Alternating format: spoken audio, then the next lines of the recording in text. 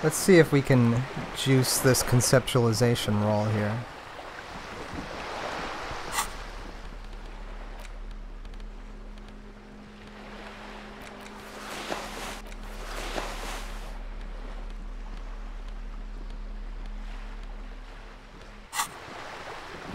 You're back. Good. What can I... More lessons in basic reality? My favorite part of the day. Go ahead, ask me anything.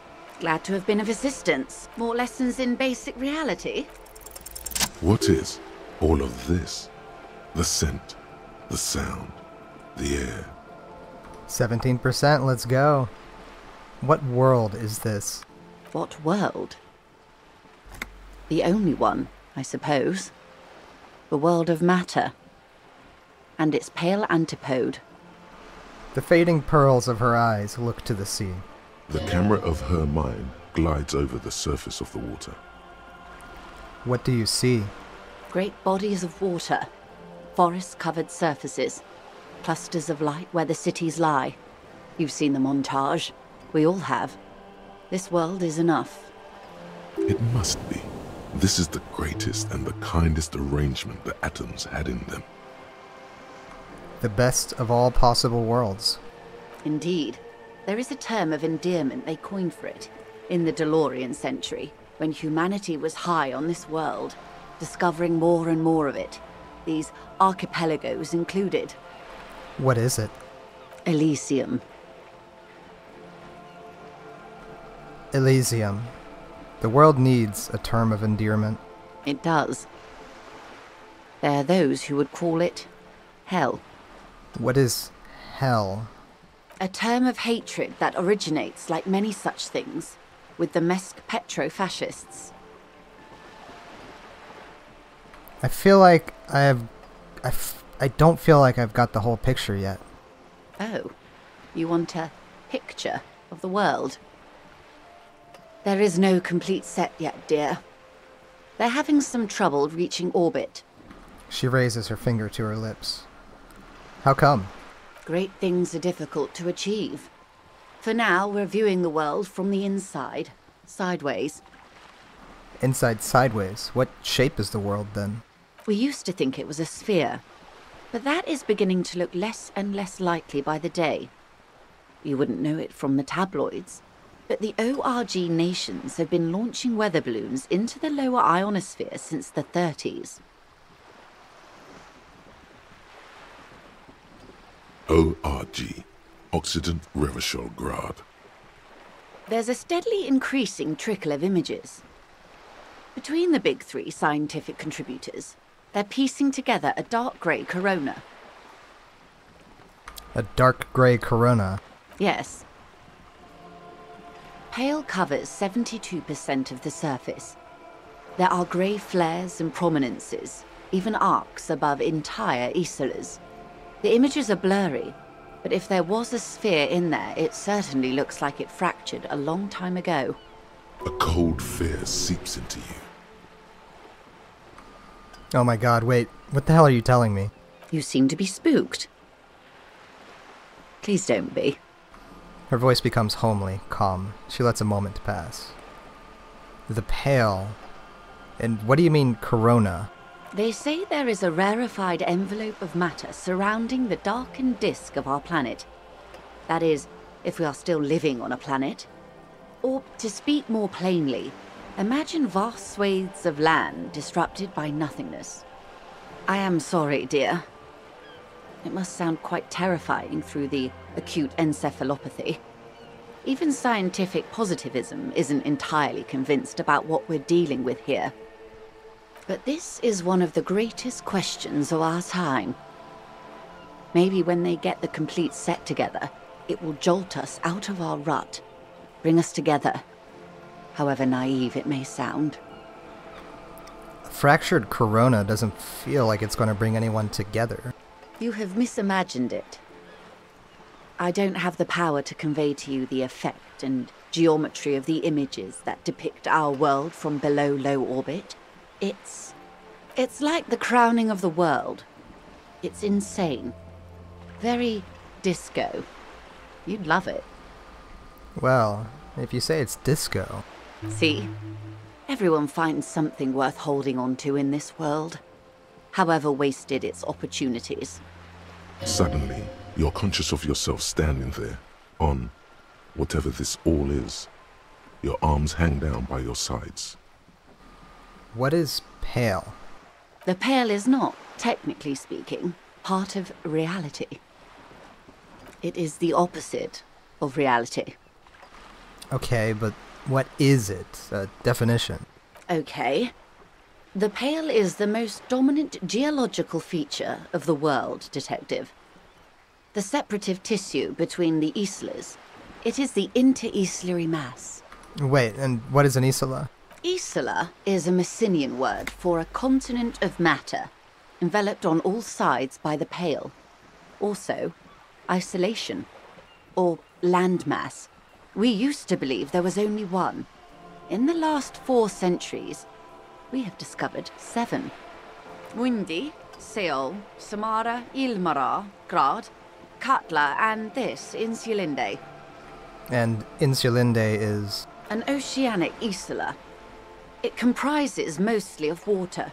Muindi is the largest, Katla the coldest, Insulinde the bluest. What can I say? Each is perishing and dear. What is the pale like? Achromatic, odorless, featureless. The pale is the enemy of matter and life. It is not like any other, or anything in the world. It is the transition state of being into nothingness. The negation of being. The negation of... That's right. The negation of being. She tightens her hood around her neck. It's cold outside. Is it here? No, Detective. We're safe. It begins there, 6,000 kilometers to the north, and even more to the south, east, and west. You are in the middle of the isla. As your gaze instinctively turns north, a small black pit opens up in your stomach. 6,000 kilometers from the end of the world? Yes. That is enough. Many cities are built much closer. And, pointing to the north, there? An uproar of matter, darling. Rising into the pale. Rolling. Evaporating even. A great vision. The area of transition between the world and the pale is called porch collapse. Imagine a grey coronal mist, cold vapor marked by spores of an opportunistic microorganism. A mold that's adapted to grow at the edge of the unrest. It's the most disco thing you will ever see. What are its physical qualities? It's difficult to describe, or even measure. Something whose fundamental property is the suspension of properties. Physical, epistemological, linguistic. The further into pale you travel, the steeper the degree of suspension, right down to the mathematical. Numbers stop working. No one has yet passed the number barrier. It may be impossible. If we're surrounded by pale, how do you get from Isola to Isola? Oh, it is so difficult for us. Her lungs deflate, her words sound like a sigh. It is possible to force dimensions on the pale.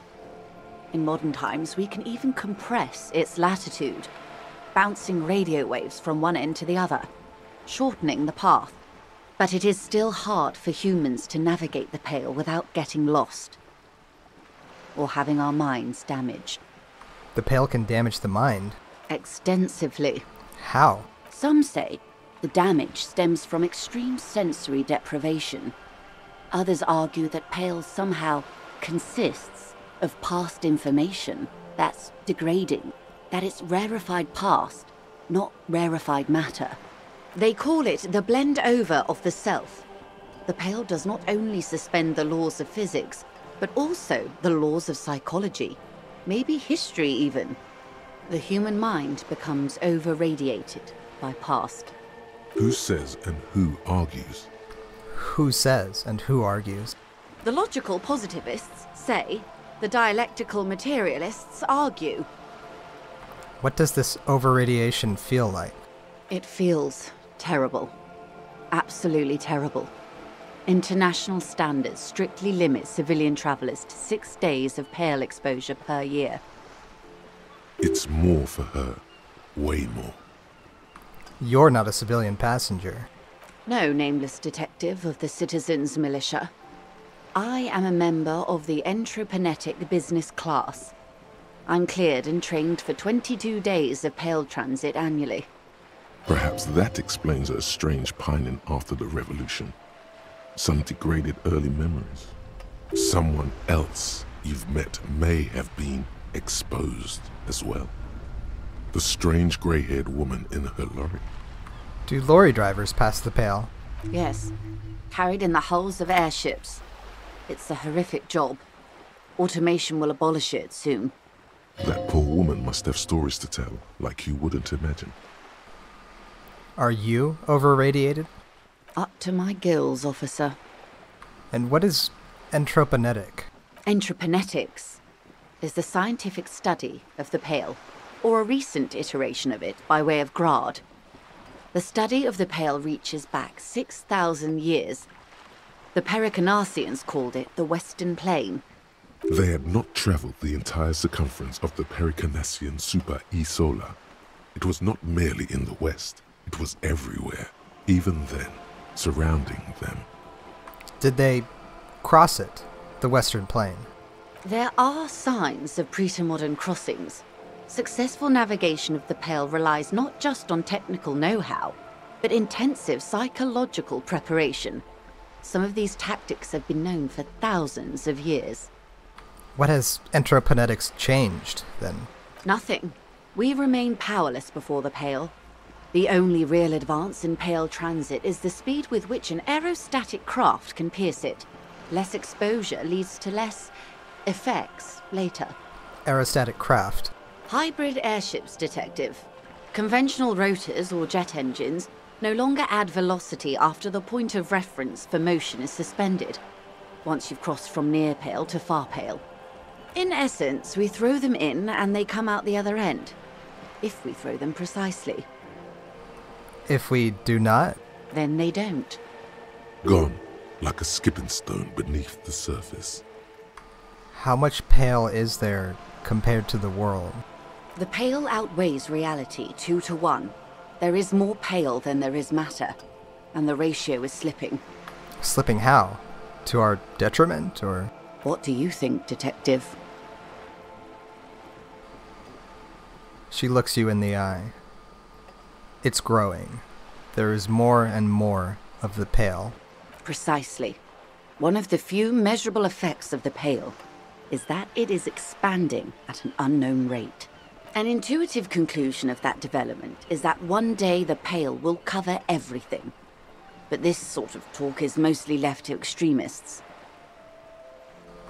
It's not extreme at all. It's going to happen. Most people, and indeed most private and government sector organizations, entire civilizations and religions even, find handy ways to ignore or downplay that knowledge. I suggest you do the same. Off we go. You see the hanged man's mouth open. Off we go into the wild pale yonder. One and all.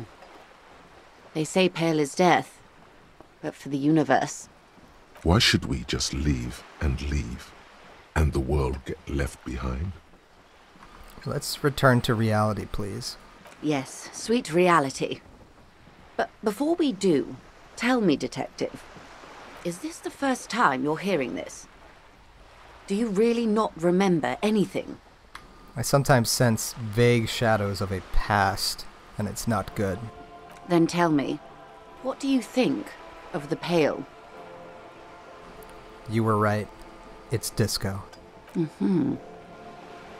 Her eyes tense, crow's feet radiate from them. She observes you, your bloodshot eyes and swollen face. You really didn't know.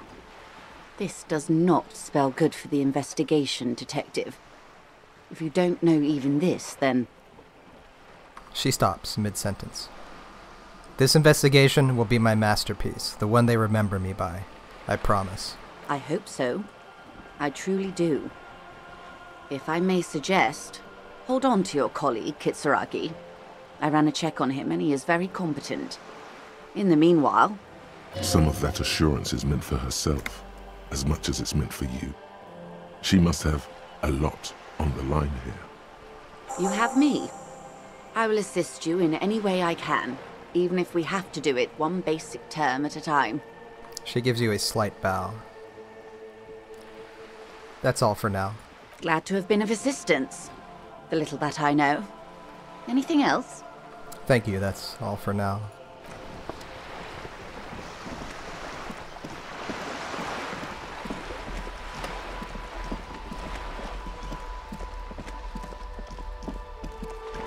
Let's go and speak to the Pale Driver again.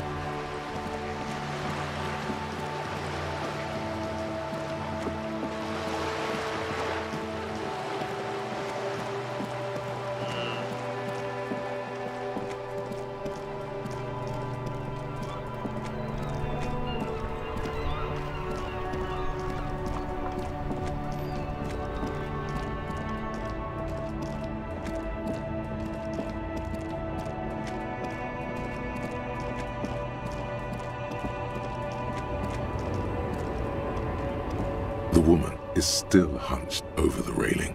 Huh? What is it? What do you want? I think I know what's going on with you. And what is that? She sticks a filterless cigarette into a cigarette holder and reaches for the light. You're a Pale Driver. You transport goods through the Pale. Oh meu Deus. The lawman solved the case. She lights the cigarette. A white cloud of smoke disappears into her mouth. And here I was, thinking you were an idiot. So, are you? An idiot, I mean? She breathes out, and the air tastes sweet. I blacked out from sheer heartbreak and lost all memory of the world. Like Gabriel Buenguerro in Segúreme, Paraíso. You're the opposite of me, then. I remember everything, even the things I never knew. She nods and smiles unkindly. Things you never knew. The smell of liquor on Gabriel's lips after the shoot. In the motor park. The roses on the day of Franco Negro's coronation. On the grand stairs of Ryle. The smoke from the Fowling piece when Dolores Day was shot. The look on her face, like an orgasm. The wound in her chest. My hand in my father's hand. Except I never had a father, and I never shot her innocent Dolores Day. Over radiation. Heroic doses, Hervé. Heroic. Isn't that dangerous? Thought insertion? Dithering? The Grad Catalan Magistral? It's more than dangerous. It's sad. But at first I had to make a living. Now, when you've seen it all go away like that, rolling off like the sea, and then come back to this? She gestures at the square, the broken horse monument, the clanging machines in the distance. What are we doing here? For thousands of years, Gabriel. It doesn't have to be like this. We can just give up.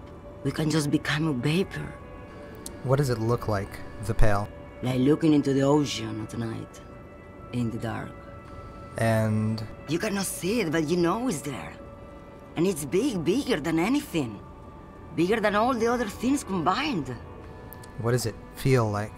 Nothing. Until it starts. When you are deep enough. Then, for me, it's like autumn. Dark, gray, and orange. The orange of street lights and the color of streets and electric light. It smells like autumn too. It smells terrible. Nostalgia. Cooped up in the cabin, shaking. Terrible nostalgia. For yourself. For humans. It's too much to bear. She loves it. How do you pass through it? In the belly of an airship, behind the stair windows. So you don't look straight into it. It's not advised to look into it. Not on this lorry, then. No, the same one, a roller. They all are nowadays. Special wheels for connecting to the floor of the hold. She points to the machines clumped up like toys. One last thing, you said we can just become vapor. Yes. No elaboration. I feel like I already have what you have, in some way. They say there is a point. One that I have not crossed. In the Pale, super deep. If you stray too far, of course, on the U41A, or in Lomonosov's land, where every step you take is one step further from home, no matter the direction. It's a point you cannot come back from. Your mind becomes so radiant with the past, there is a flip. Instead of writing, it erases memory, nearing some kind of indescribable finale. Maybe you've been down the motorway south? She looks at her cigarette. It's almost out. She has swallowed it hungrily. Then at you. The motorway south. It's a story as lone horsemen tell. Lone horsemen, Jerife, not Pale drivers. Way beyond the established Pale that's lit by radio frequencies, where it goes silent and dark, and the process begins, erasure, kilometer by kilometer, in any direction. The motorway south is a road you cannot come back from. In the center of this town, there's a ghostly motorway, she sang. It takes all the people where they want to stay. They say I've been away on a kind of holiday. She replies silently. What's at the end of the motorway south? No one knows what's at the end. I've only glimpsed the beginning. She takes the cigarette out of the cigarette holder and extinguishes it. I've only felt it in the distance, when I was a child. A child rowing on the lake. She goes silent, her eyes close and her hands shake. Ma'am? Josiana. A sigh escapes her lips, then silence as she stares within herself. There is nothing more to do now. She's far away. She is receding in the clutches of some indescribable scattered emotion. A child descending.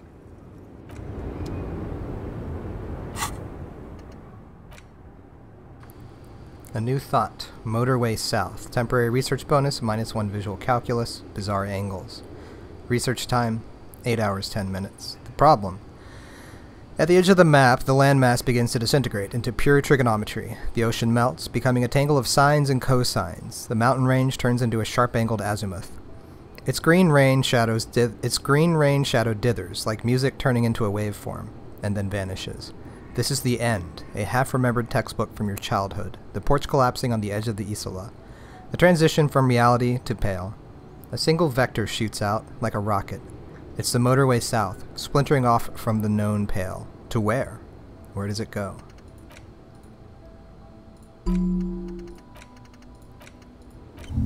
Let's do it.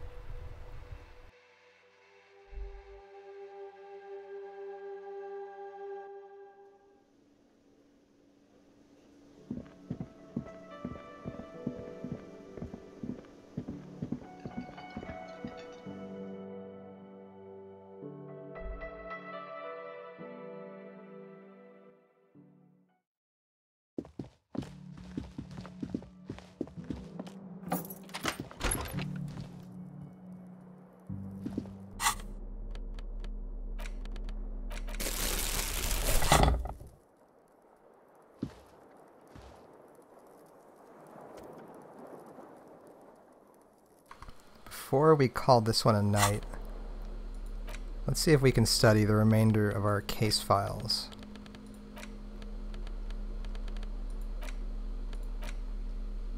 Using the ledger of failure and hatred. It's the ledger you found in the trash. A cabbage of papers hanging from the board. with the permeables drawer inside. It takes about half an hour to piece one together, using the system you've devised. Which one do you want? The square bullet hole murders. It would be very interesting to read about these, wouldn't it? I mean, there seems to be a square-shaped entry wound in the victim's forehead. She's been sitting there for weeks, on her rocking chair, with a square hole in her skull, staring at the wall, her mouth agape. But... That's all you got. From the half hour you spent piecing it together, all you know is the entry wound was square-shaped. You never found the bullet. And then another body showed up, also with a square hole in his forehead. a sequence killer. Who knows? Those pages are missing. What next? Don't worry. One day you may still catch the man with the square gun. The couch in an unexpected location. Some assholes brought their couch outside and hung out on it. In the middle of the street, on the roof, on the hillside by the motorway. You know, at an unexpected location. They were young, and they thought they looked cool on it. They looked really cool, like a rock band. Yes, as you said here, insufferable rock and roll assholes. Young people are the worst. So anyway, you got a complaint about the damn sofa, or couch, or whatever it was. They were leaving it out in all these unexpected and whimsical locations. They took it to where they also took photos of themselves on it, and smoked cigarettes, and drank coffee because they felt it's intellectual. Cigarette butts, coffee cups, stupid couch. You had to clean it all up, and you did. So congratulations to you. Case solved. Did I ever catch those guys? No, you didn't have time for that. These notes show that you have what is called a real goddamn job. You don't have time to be chasing down the couch assholes. You have a real job to do. What next? Murder at the hookah parlor. Murder. Tum-tum-tum at the hookah parlor was a case originally assigned to an officer called Joseph Mills, who is now dead. Of circumstances completely unconnected to murder at the hookah parlor. Wait, how? Beaten to death by a throng of Villalobos gang members when him and his partner J.M., only initials mentioned, answered a call one night. It's a sad story, and it isn't really represented in your case files. Stop stalling and get to the murder at the hookah parlor. Right, on with the murder. Joseph Mills was on this case that he just couldn't solve. Was doing it solo. Said it was a real nutcracker, a real brain twister. Was on it for, like, a month. The captain got impatient. Shit or get off the pot, Mills. Mills didn't get off the pot. Not yet. He kept at it for a couple of weeks more, racking his brains, running with every theory, as outlandish as they seemed. Still couldn't solve the murder at the hookah parlor. Tough case, he said. Toughest he's ever had. Wait, was Joseph Mills a good cop? No, he was awful. Awful sense of humor, too. The worst jokes you've ever heard. Really rapey. Still, he'd been on it for months now. Said it was the final case. Said it was uncrackable. That murderer vanished into thin air. That goddamn hookah parlor was all he talked about. Okay, so the case is handed to you because Mills isn't getting anywhere, and you look into it. Here's the setup. A young man is found dead in a hookah parlor. You know, those places where you go and smoke bubblegum-flavored vapor all day. Can you get high off it? No, it's soot and water vapor. It doesn't do anything. Really stupid. Yeah. So anyway, young man in his 20s found with his skull busted open, right on the floor of the hookah parlor, in the middle of the day. No one else is in there. Only client that day. In perfect health, too. Some kind of movie producer. No one enters. No one exits. He's just sucking on his watermelon hookah all morning, all noon, like he usually does. He's a regular. No calls, nothing. Just sucking on the hookah until 15:45. Then bam, he's dead on the floor with his skull busted open, Blood everywhere. What happened? How can it be? Mills has no idea. Invisible assassin. Movie deal gone sour. Girl at the counter did it. Nothing fits. Eerie. Man just dropped dead. So you go to the parlor. You see cushions around the table. Tables low, heavy, really sharp edge. He sucked hookah, stood up, passed out, hit his head on the table, and died? See? You can't even read the thing without solving it. Yeah, it was that.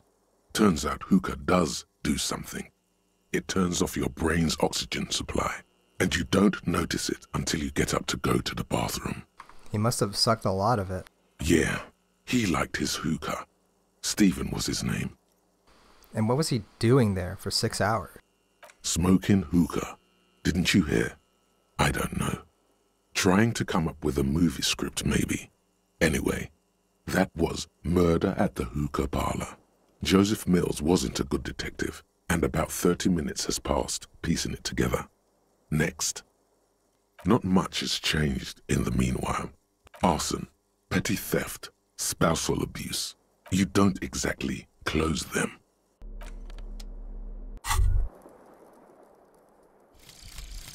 Apricot chewing gum scented one.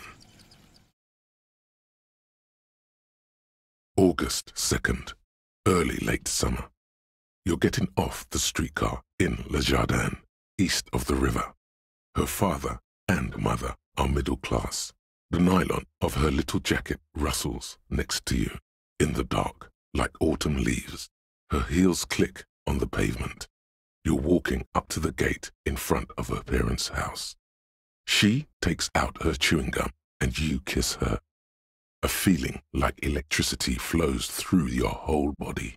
Immediately you know that you've entered a completely different world. Bonuses, +2 perception. Betrayal lingers everywhere.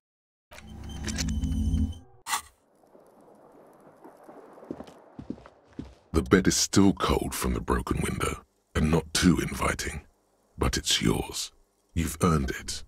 Go to sleep. The bed is still cold from the wind blowing in from the broken window. The mattress creaks as you close your eyes and try your hardest to fall asleep. Here we are again, my broken bud. The waves are coming, carrying you away. But you can't go. No, you have to stay. Always half aware of yourself. You're not cooperating, brother man. Why? It's your disgusting body. Even through your sleep you feel a vague discomfort suffusing it. Your belly and your sides are unpleasantly tender. You wish you could curl up into a fetal ball of safety. But you cannot, because of the pain. That pain in your right side is your enlarged liver, by the way. As for your kidneys, you've really been compounding the damage lately. Every cell in your body is moaning in agony, asking, what did we ever do to you?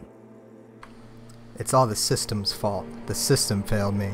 Yes, your body is a system, and it's failing you because you're failing it.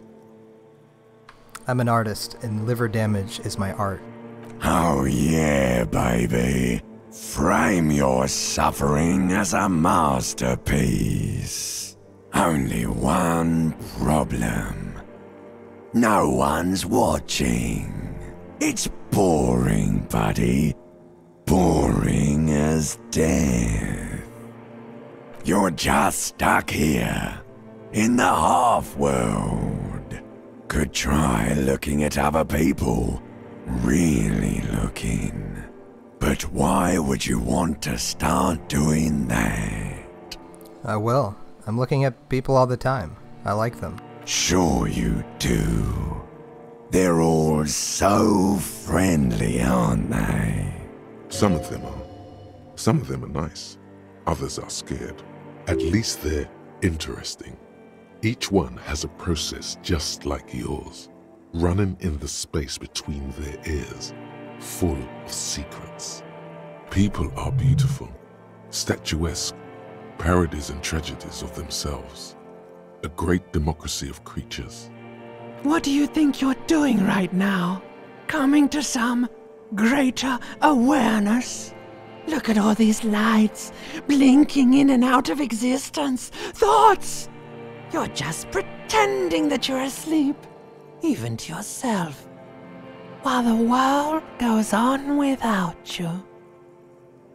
Let it. Let it. But it never seems to let you go, does it? Time to rise and wipe that shining sweat off as best you can. Gather your bearings. Rock and roll.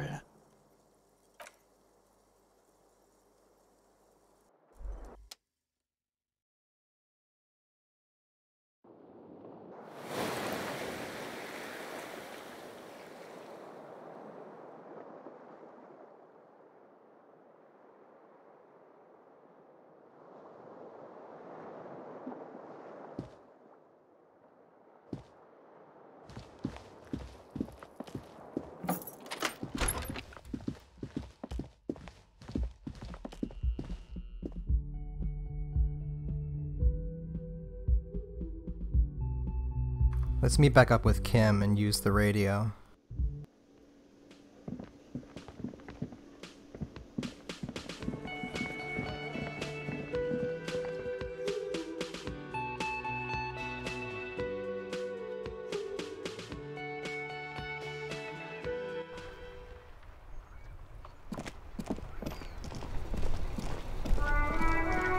Inside, you see a set of steering levers, a radio microphone, a pull-out toolbox, and the soft glow of the fuel preheater gauge.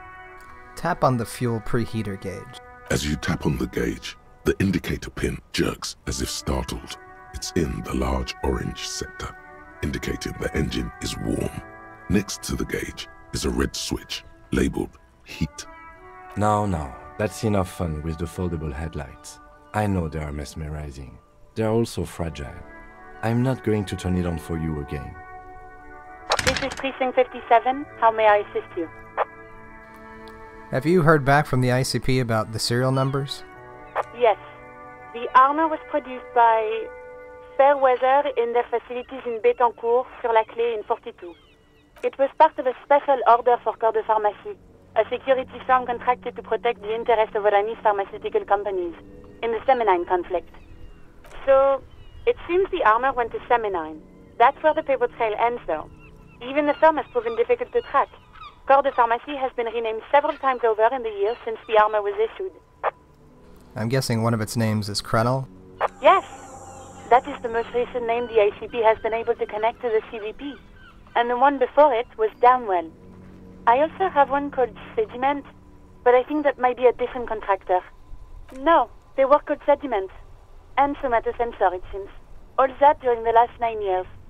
Armor like this isn't mass-produced. It would have probably been fitted. Perhaps there's a record of who signed for this particular suit of armor. A suit like this would have been customized to fit the wearer. There must be some record of the person to whom it was issued. Yes, but the ICP tends to be reluctant to share private sector records. I could try to talk them into it, though. This is a fun challenge for her. An opportunity to contribute beyond doing her job by rote.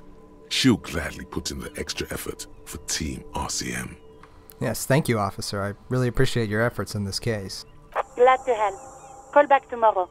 Hopefully I'll have more for you then.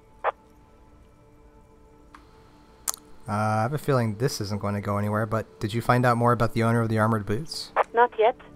But I was able to convince the database people to share private sector information. They promised to get back to me by tomorrow morning. Do you have any other questions? Alice, this is Firewalker. Reconnect me to the 41st. Right. Please hold. 10-4, come in. Firewalker, over. Okay, I'm not going to tell them about my gun. Roger that, 10-10, over and out.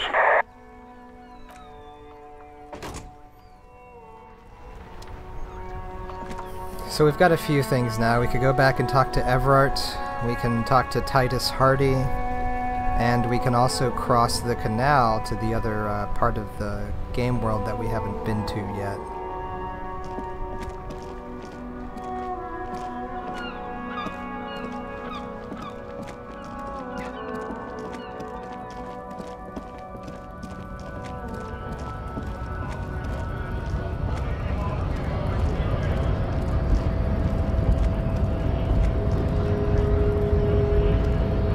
Hola, Wandering Man.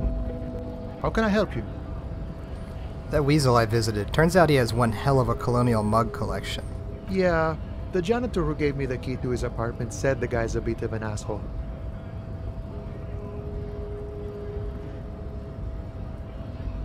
See how we're all busy concentrating on the racist mugs? That's what the ruling class wants.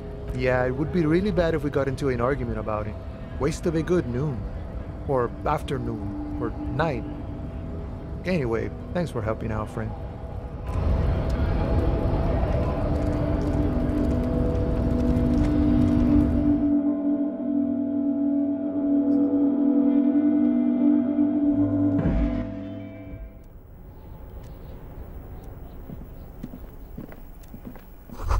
A giant ass print on the pillow and a pattern of coffee rings on the armrest.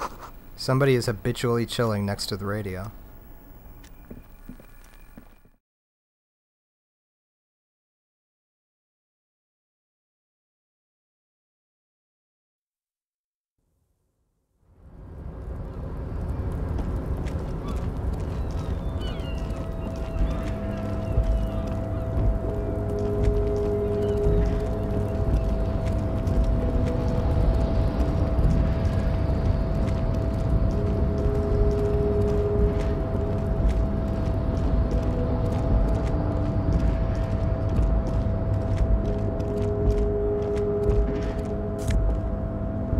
Hey, some gloves.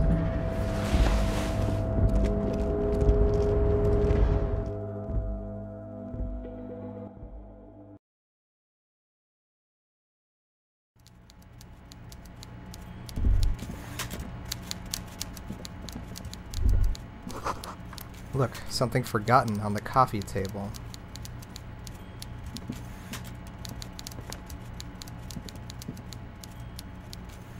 Wait, where?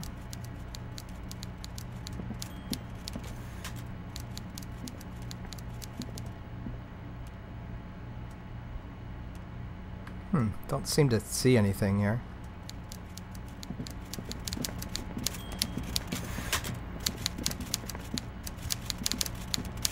Mr. Dubois, a pleasure as always. You don't have to sit down this time, since you've already sat on that chair. I opened the door as you asked me. Can we discuss the murder now? I'm very glad to hear that, Harry. One question. You didn't actually happen to stumble in and see what's inside the apartment, did you? He's trying to figure out if you're lying. I did go inside. Weasel had the flag of the old Revachol on his wall. Exactly the kind of fascist memorabilia I was expecting. Weasel probably prays to it every night for the downfall of the Union. He was testing you, and you succeeded. Now let's get down to brass tacks. It's time for men like me and you to figure out who's killed who and why. Real police work is gonna start happening now. I promise you, Harry, this is gonna be good.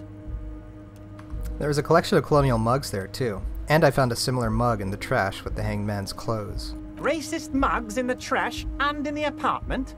You guys are just light years ahead of me. He grabs his head with both hands. I have so much confidence in the ability of your organization. I'm relieved you're doing this and leaving me to do what I do best.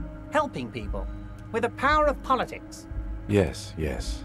Do you think this weasel is somehow connected to the murder? Oh, no, no, no, no. I don't cross paths like that.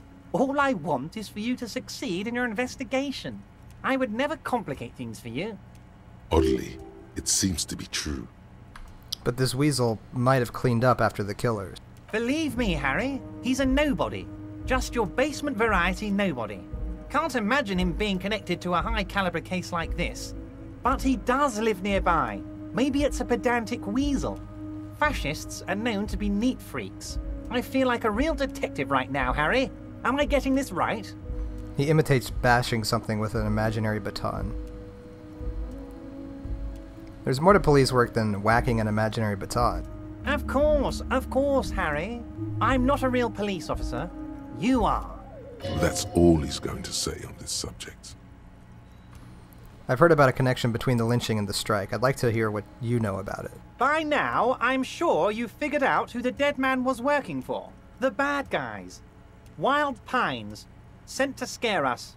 Another violent measure of the top hats against us flatcaps. I'm listening. Harry, this strike is the culmination of many, many mistakes made by the Wild Pines group. They tried to shut the strike down by sending in armed mercenaries. You mean our victim? A security contractor? Can you imagine that? Workers standing in peaceful protest, united in the spirit of fellowship, and they send hired killers to mow us down with machine gun fire? I'm talking beasts, hardened killers from proxy wars in Yisut, Semenine, Saramoritsa, you name it, they've done it. Raping, killing, burning villages, killing little children for the Senorita Pineapple Company, Harry. Everything they did there, they brought over here. They want to turn Revachol into a third world slum. Honestly, the only thing they didn't do is kill the village elephant. Hold on, you have a village elephant? No, Harry, the elephant is metaphorical and so is the village, but the mercs and their brutality are very real. Go on. Now, I haven't personally witnessed the brutalities out there. I have the luxury of staying in my container, you see. If I need to go somewhere, they just move my container. Wait, they move the container? Yes, I'm an old man, Harry. My legs aren't what they used to be. They lift my office with that big crane. It's actually very fun. You should try it. But enough about me and my fun container. The killers the company hired, I think there were 3 of them, all hardened commando types. One of them got downright suicidal, getting drunk, violent, a little rapey. Even their own negotiator couldn't control him. That's your boy, the one who likes hanging out and trees. By negotiator, you mean Joyce? Harry, what you need to realize is, we dock workers are not pushovers. He says, ignoring the lieutenant. We got grit, Harry. This whole neighborhood does. Push us hard enough and we push back. And when we do, we push to kill. Who exactly did the pushing? There's a militant wing inside the Union. A group of people whose duties don't involve manual labor, but peacekeeping in the neighborhood, making sure everything runs smoothly. That sounds a bit like organized crime. They're like you guys. Idealistic people who want to make sure bad things don't happen. And if they already have, well, punishment must follow. Again, that sounds like organized crime. So these idealists killed our victim? One day Titus Hardy, leader of this peacekeeping faction, comes up to me and says, "Boss, socialist democratic fervor drove us to take it upon ourselves to kill this beast that was burdening the land." He probably worded it differently, but that was the idea. Sure sounded to me like they killed him. I gave them 2 weeks paid leave and told them to lay low to avoid retaliation. Aren't you worried we might arrest them for this? Oh, I'm not at all worried about that. These are not the kind of men who get arrested. They're Martinez boys, tough and gritty. I'd like to see the man who takes them in. Besides, I sent my lawyer girl to look after them. If he's just boasting, then it sure doesn't feel like that to you. He's not worried. He places a lot of faith in that lawyer girl. Perhaps this is a tactical error. Anyway. There was a bullet in the hanged man's head. So they shot him? He sounds pleasantly surprised. He was shot in the head before he was hanged. How odd. I don't know what to say, Lieutenant. They told me they hanged him. A hanged man is what I saw when I took a look into that yard. It's impossible to say if he's telling the truth, sire. What I do know is, the case is in safe hands. If anyone can get to the bottom of this shot and hanged man, it's my 2 little policemen. Godspeed, policemen. How do you know the mercenaries were hired by the shipping company? How do I know? Let me tell you about these people. That's their MO. It's what they do. He slams his fist on the desk. Last winter, some poor workers in Terminal E went on a little strike. The company sent in Sediment, a security contractor. The strike was over the workers' right to wear protective footwear, Harry. That's the same mercenary company that was one of the previous names. These guys turn up and start beating people. Tell you what, Harry, I wouldn't be surprised if we got the same mercenary company after a little rebranding. And I'm sure as hell not surprised to see an army of scabs under my gates. So you believe the scabs were organized by the security contractor? You said it. Hell, one of those guys looks big enough to take down that proverbial elephant. Boys like that don't just happen to show up during strikes. The name of the company is Krenel this time. It might have been Sediment before. Of course. You're always one step ahead of me, Harry.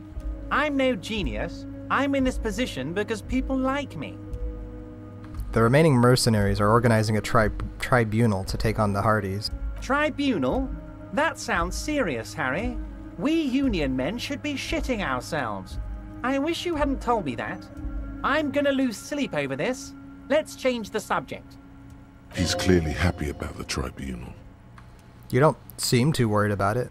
Oh, Harry, what do I really think about the tribunal? You're trying to climb to second base with old Everard before you've even courted him properly. He wants you to do more things for him before. You mentioned a lawyer girl.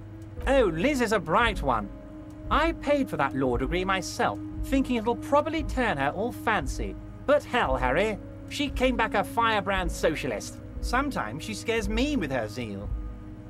Tell me about Titus Hardy and his crew. Oh, they are simply fine young men, all 7 of them. Exemplary union members, always working to advance their position in the local socialist democratic movement. Core members. Old Theo used to run them, but things really kicked into gear when Titus took the reins and named the group after himself. Gotta love his initiative. Interesting. Who's second in command? They're almost all of them great guys, born leaders. Whatever happened, I'm sure they only had the best interests of Martinez and Revachol in mind. Work with them. Hell, interview them. But don't fight them. They really are just like you. Men who like beer, women, and some order on the streets. Everett, I've met these Hardys. Can you ask them to cooperate with me? But of course! It's the least I can do for my good friend Harry. I'll do it right after we've concluded this talk. You can now go and tell Titus about this. See what he has to say. Also, Harry, here's 5 real. He holds out a banknote. Take it. The lieutenant watches you pocket the banknote. He looks a little puzzled. Good boy. A real team player. Now, do you have any more questions?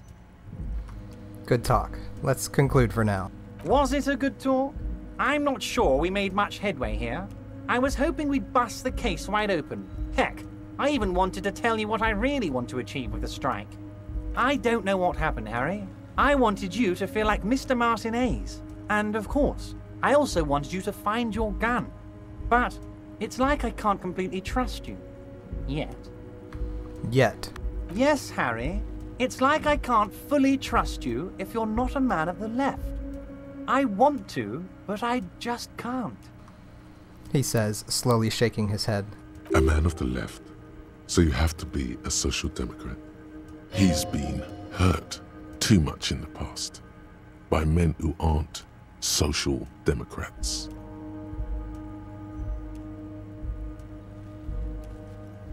You're right not to trust me. I take care of me. I'm a hustler. I grind. I'm a money engineer. Perfect, Harry. That's perfect. My version of the left is not against the companies. It's with the companies. Honestly, what I have in mind is a business proposal. A left-wing business proposal, but still... And what would this entail? Once again, I require nothing unethical or illegal of you. You just need to get 2 little signatures on this piece of paper, and then mail it to my accountant in La Delta. He pulls out an envelope. What are the signatures for? I'm glad you asked, Harry. The Union is going to build a modern youth centre in Martinez. It will be righteous. We're gonna get those teenagers off drugs and on roller skates. There's a nameless little street on the coast with some old houses around it. Most people have already signed. I just need 2 more signatures to get this mission off the ground, Harry. Kim, what do you think of this? It depends. I don't think what we just got from Mr. Clare was very useful. He studies Everard. But, he thinks, it's your call. As I said, it weighs on me heavily. But once we get really talking, well, I'm going to hand you the keys to Martinez, and maybe even help you figure out who's behind this killing. He's saying as little as possible, as vaguely as he can, deliberately omitting things. Where is this place exactly? On the coast, Harry, across the canal. There's a cul-de-sac there, a little village they're calling it. A gloomy place. You'll find it. I trust your detective skills, Harry. What will happen to the current occupants? They are just going to have to deal with the construction noise for 6 months, and then they'll be living like kings. Right next to a fancy new youth centre, designed by the best architects from Stella Marie. Is he absolutely sure the tenants won't be thrown out in the street? Are you 100% sure no one's going to end up homeless? Am I? Harry, these people, Martinez is the most important thing in my life. I would never let anything bad happen to them. We're going to build a youth centre there. The value of their properties goes up and kids have a place to play in. I'm looking out for these people, not pulling the rug from under them, Harry. I'm looking out for all of Martinez, not just the harbour. He means it. Fine, if I happen to be there, I can ask them. You bring joy to my heart, Harry. Such a pleasure to be working with you. Here. He hands you an open white envelope. You need to get signatures from Isabel Sadie and Lillian Carter. The cul-de-sac is right past the pawn shop and across the canal. I heard there was some trouble with the water lock, but it should be fixed now. Once you have the signatures, mail this to 13022 La Rocca in La Delta. Then I know we can do business together. He runs his fingers through his thin hair. I've just finished investigating the local drug trade. Ah, yes. Your side investigation. Thank you. You've got some spirit clearing up phony drug accusations alongside this murder. I'll talk to the mayor and see if I can get you the key to the city, Harry. Now let's talk real business. Actually, Rivershell doesn't have a mayor. He refuses to discuss it further. It's probably just a small nuisance to him. Not even a speck of anger in his voice. That's that then. I'm gonna leave now, but we might talk later. See you soon, Debardeur. Just kidding, but not too much.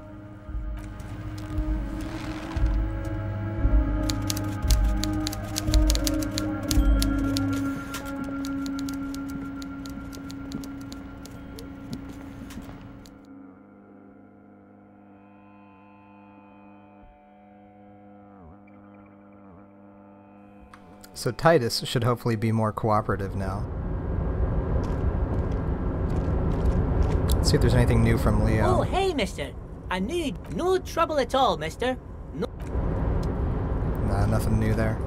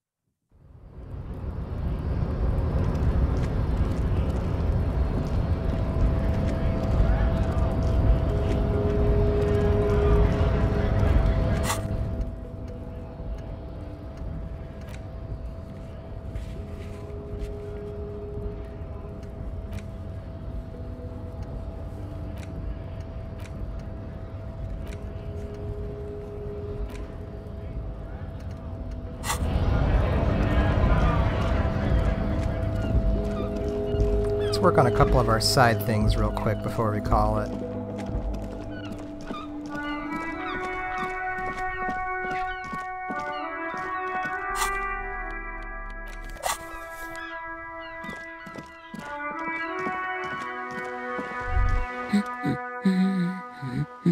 Right. What? She gives you. It takes willpower to even read the author's name, Jan Kaus, from Egonia.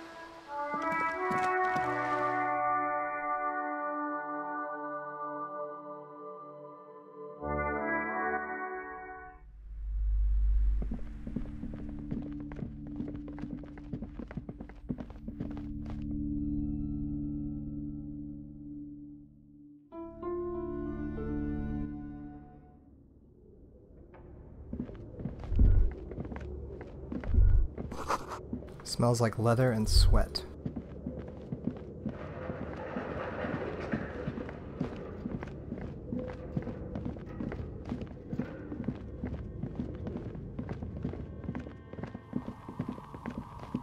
Oh, it's you again.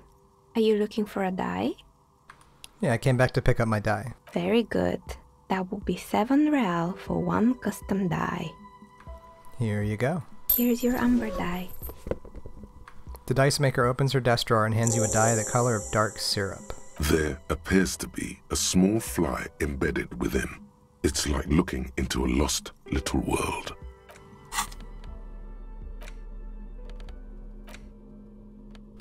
This unusual 13-sided die is made of amber. A fossilized mosquito has been trapped inside, legs bent beneath the weight of eternal rest. Note, look at the map tab in the journal to see which white checks have opened. So this has reopened some checks. Interesting.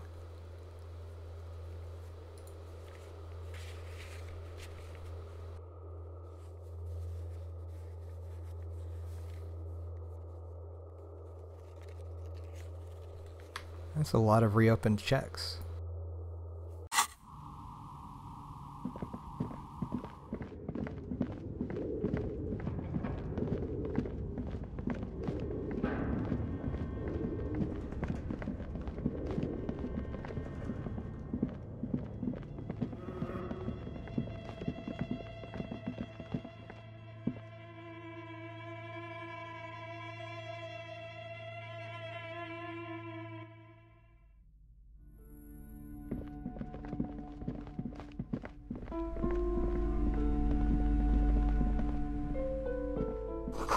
Gift books and molten candy.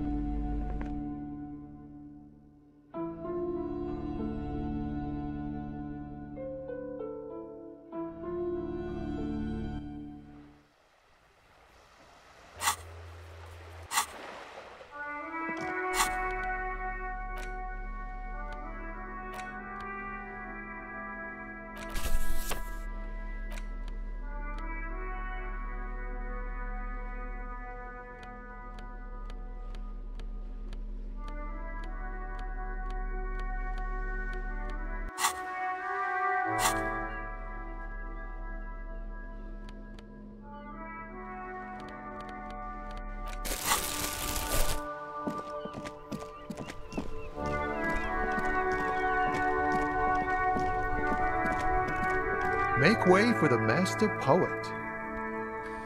Let's try this empathy check again. Ease into it. Don't go too far.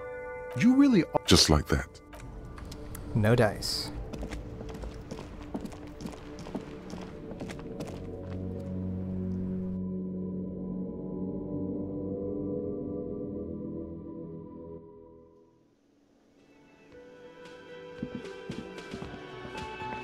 Okay, I think it's time to confront Titus and the Hardy Boys again, but we will do that next time.